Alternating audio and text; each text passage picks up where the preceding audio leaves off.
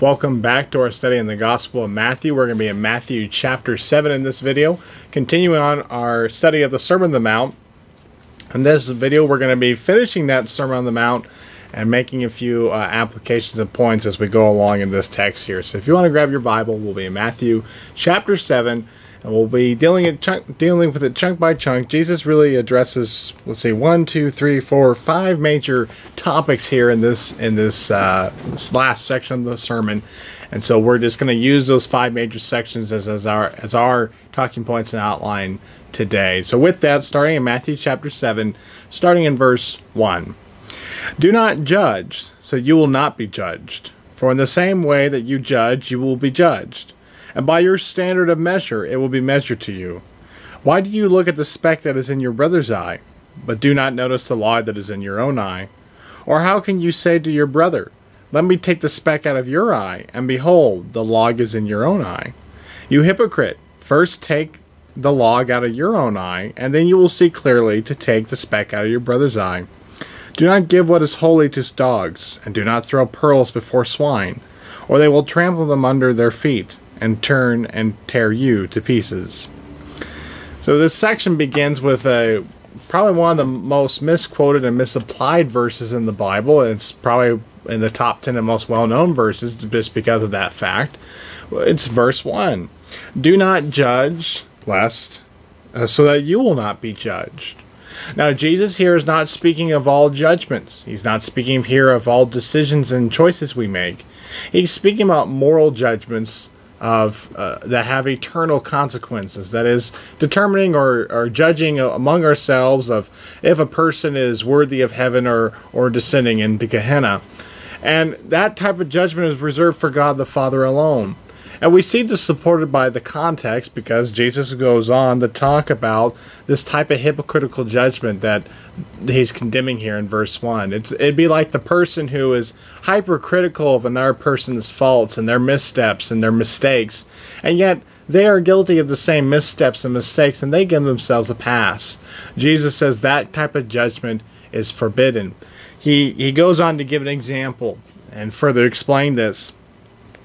He says, for in the way that you judge, if you judge in that hypocritical fashion, you will be judged. Whatever standard, he says in verse 2, that you are going to be measuring to people, that is the standard going to be used against you. He says, why do you look at the speck that is in your brother's eyes? So it's such a small thing, nitpicky things, while you have a log in your own eye. That is a glaringly obvious sin in your life. How can you say to your brother in verse 4, let me take the speck out of your eye, and behold, the log is in your own eye? You hypocrite! First take the log out of your own eye, and then you will see clearly to take the speck out of your brother's eye. His point here is it's not that we shouldn't be calling attention to sin in a person's life. Sin is a matter of life and death, and that needs to be addressed. And if a person's ignorant of it, they need to be aware of that. In a truthful and loving manner. But Jesus is saying here is you need to take care of the glaringly obvious things in your own life, the things that would give people grounds for accusation, for example, before you can even expect to help others remove the speck from their own eye. And he presents this comical, really, illustration of a person with a log, a tree log in their own eye, trying to take, the splinter, the tiny little speck of sawdust out of their brother's eye. That person clearly has a mortal wound that they're not addressing, and yet they're taking the time to be nitpicky with, a piece of sawdust in their brother's eye. So Jesus here is telling us to, judge with righteous judgment. Be consistent on our standard that we use with people, and we're using it on ourselves, so that we are not going to be following the same condemnation or the same type of judgment, the hypocritical judgment that we are giving or applying to other people. In this next section, we start in verse 7. It says, ask and it will be given to you. Seek and you will find. Knock and it will be opened to you. For everyone who asks receives, and he who seeks finds. To him who knocks it will be opened. Or what man is there among you, when his son asks for a loaf, will give him a stone? Or if he asks for a fish, he will not give him a snake, will he? If then you, being evil, know how to give good gifts to your children, how much more will your Father who is in heaven give what is good to those who ask him? And everything, therefore, treat people the same way you want them to treat you. For this is the law and the prophets. We revisit this topic of prayer. Jesus has already addressed this earlier on in the sermon in chapter 6, starting around verse 5 in that chapter. Here we're revisiting it about just reminding us or introducing this people listening to the sermon that God is an answerer of prayer and He is a giver of good gifts. He illustrates this with, he says, look, if we being evil, that is, if you being evil, you being, that is sinners, not inherently evil, but just people involved in sin and stuff, corrupted and fallible, if we know how to give good gifts to our children, if our child asks for a bread, today, if they ask for a piece of candy or something, we wouldn't give them a stone and we wouldn't hand them say a rattlesnake. We know how to give good gifts to our children. He says, how much more so does your Father in heaven know how to give good gifts to you if you seek and you ask? Again, he says in verse 7, ask and you will be given to you. Seeking you shall find. Knock and it will be opened to you. For everyone who asks receives, and he who seeks finds. And to him who knocks it will be opened.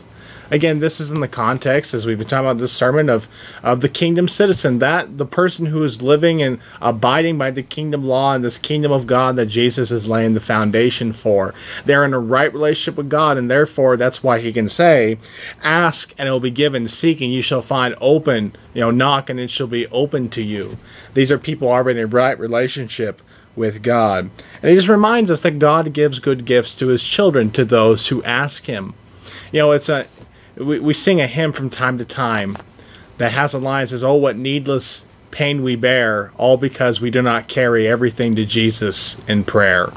How many times do we suffer and go without or deal with problems that could be so easily alleviated if we would have just gone to God the Father to ask to take care of these needs. Jesus reminds us back in chapter 6 in verse 8. He says, do not be like them, for your Father knows what you need before you ask him. In the last video, we talked about how that doesn't mean we shouldn't pray. It means God, is waiting for us to come to the realization that we need to ask him. And we come to him and we ask him. And he already knows our needs, and so he knows how to give those good gifts to us if we will just come and ask him. And at the end of this section is verse 12, which is commonly known as the Golden Rule. I went to kindergarten in about 2000, 2001 was when I was in there, and they hadn't completely removed the Golden Rule from schools yet. Of course, they had called it they just called it respect. This is how they taught respect is what the key word was at the time, but how they define respect was exactly right here in Matthew chapter 7 verse 12. And everything, treat people the same way you want them to treat you. And he says, for upon this is the law and the prophets. How much, pain and misunderstandings and conflicts would be alleviated in this world if we simply treated people the way we want to be treated. Imagine if in our political discussions or discussions about the text, instead of immediately assuming the worst about the person, we wouldn't like that people assume the worst about us. And we assume the best about them or gave them the benefit of the doubt because we want to be given the benefit of the doubt. We could illustrate this many other ways, but how much of the stress and pain in our lives would be alleviated if we simply just applied verse 12? It's a very simple concept. But the thing is, with simplistic things, they're sometimes the most difficult things to actually follow in the scriptures. Not because they're hard, but because mankind tends to be a little stubborn in our understanding and application of the text. And then in the next two verses, Jesus gives another little sermonette here. He says, enter through the narrow gate in verse 13. For the gate is wide, the gate is wide, and the way is broad that leads to destruction, and there are many who enter through it. For the gate is small, and the way is narrow that leads to life, and there are few who find it. Jesus presents two paths here as he's nearing the end of the sermon, the two paths that his audience can choose from. The broad, easy way that leads to the wide gate, and its end is destruction. The easy path of the world. If you're going along with the world's not going to push back at you. The world's not going to ridicule you and persecute you. because you're going to be just like them. But if you choose the narrow path, he says, that way is small, the gate is small, and the way is narrow that leads to life, that is life eternal. And there are few who find it. Somebody had mentioned this some years ago in a Bible study I was in, that it's not that the way is difficult to find. God has made his salvation freely known to all mankind. You know, we count our years by the death of Christ, give or take 3 or 4 of them. You know, by the birth of Christ. The Bible is the most widely read book ever to be printed and bound together. In fact, it's the reason why it's not included in the New York Times bestseller list, because it would top the charts week in, week out for the last, 50, 60, 70 years, however long they've been doing that list. It's not that his way is hard to find. God, again, has clearly made it known. But this individual commented, he says, the reason few who find it is because few are looking for it. You know, if I were to go, say, go hike Tanque Verde Falls, which is here in Tucson, it's not hard to find. You know, I can type in on my GPS and the map will show me the way. But I've never gone there, and if I were to try and find it without the GPS or something, it would be hard to find, because I've never gone there right now because I haven't looked for it. Now, if I ever decide to go on that hike and I decide to start looking for it, it's easy enough to find because it's got an address and there's maps to it. But so long as I'm not looking for it, I'm not on that path. I'm not on the path to get to that hiking destination. So long as people are not looking for the answers that Jesus provides, they're not looking for Jesus, yeah, there's not going to be many people on that path. Few find it because few are looking for it. So he's laying down this challenge to them in a sense. What path are you going to take? And this is something we want to consider as we study through Matthew 7. What path do we want to be on? The broad path that leads to destruction, or the narrow path that leads to life? He continues on in this next section. You know, he's clearly presented the 2 paths, and now he's going to give a warning. A warning about those who would want to take the people off the narrow path and get them onto the wide path. He says, beware of the false prophets who come to you in sheep's clothing, but inwardly are ravenous wolves. You will know them by their fruits. Grapes are not gathered from thorn bushes, nor figs from thistles, are they? So every good tree bears good fruit, but the bad tree bears bad fruit. A good tree cannot produce bad fruit, nor can a bad tree produce good fruit. Every tree that does not bear good fruit is cut down and thrown into the fire. So then you will know them by their fruits. Not everyone who says to me, Lord, Lord, will enter the kingdom of heaven, but he who does the will of my Father who is in heaven will enter. Many will say to me on that day, Lord, Lord, did we not prophesy in your name, and in your name cast out many demons, and in your name perform many miracles? And then I will declare to them, I never knew you. Depart from me, you who practice lawlessness. He warns them in verse 15, beware.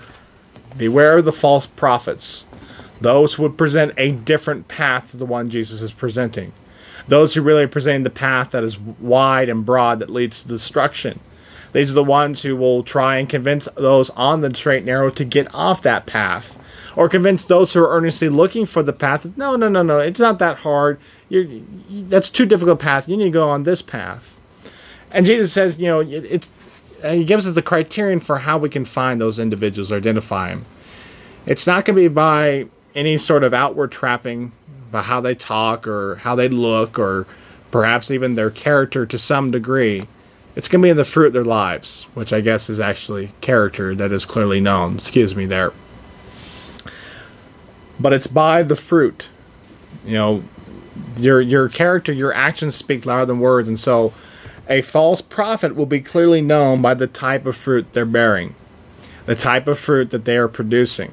Is it in line or contrary to that which the fruit that the gospel would produce?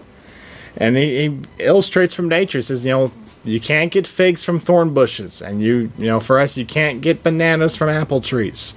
An apple tree produces apples. A banana tree produces bananas. And so a false prophet will produce false fruit. And those who are on the straight and narrow will produce good fruit. And that will be clearly known because of their fruits. And Jesus warns. It's a warning for us and a warning for those who would falsely speak in God's name, or who would corrupt his message in verse 19.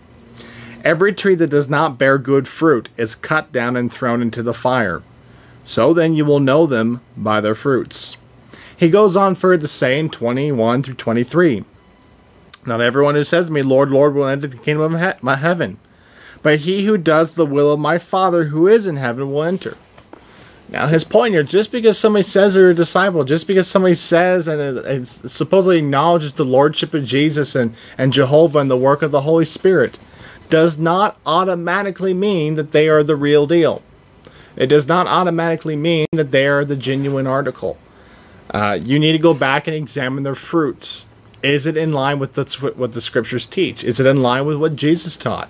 Is it the fruit of righteousness, or is it some sort of man-made copycat fruit?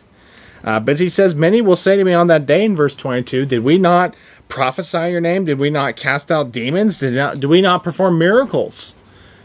You know, these are all good things by worldly standards. Works of power, healing the sick, prophesying.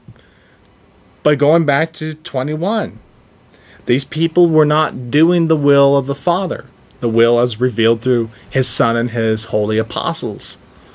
They weren't doing that. And because of that, it doesn't matter how many times they said they did it in his name or with his authority, or how many times they said, Lord, Lord. Because they were not doing the will of the Father, they will not enter the kingdom of heaven. Now, in contrast to that, those who do the will of the Father, they will enter the kingdom of heaven. And they will say to him on that day, Lord, Lord, we did all these things. And he will declare to them, opposite 23, enter in. He'll say to those who did not do the will of the Father and those who bore false fruit and were, results that led people away, he will say in verse 23, depart from me, I never knew you, you who practice lawlessness. Those who don't do the will of the Father, Jesus claims no relationship to. Jesus says, I never knew you, you practice lawlessness. So it shows and emphasizes that we can be doing all these great things, and they may be good in and of themselves, but if we're not doing it in accordance with the will of God, if we're not doing it with his authority, Jesus very clearly says, I have nothing to do with that. I want nothing to be a part of that, because Jesus' will while he was on this earth was to do the will of the Father and to do it perfectly. And so if we are not actively seeking to do God's will, doesn't matter what we do, we're not going to be pleasing in his sight. And so Jesus, as he concludes this sermon, he offers a suggestion or a call to action, if you will. He says in verse 24, therefore everyone who hears these words of mine and acts on them may be compared to a wise man who built his house on the rock. And the rains fell, and the floods came, and the winds blew and slammed against that house, and yet it did not fall, for it had been founded upon the rock. Everyone who hears these words of mine and does not act on them will be like a foolish man who built his house on the sand.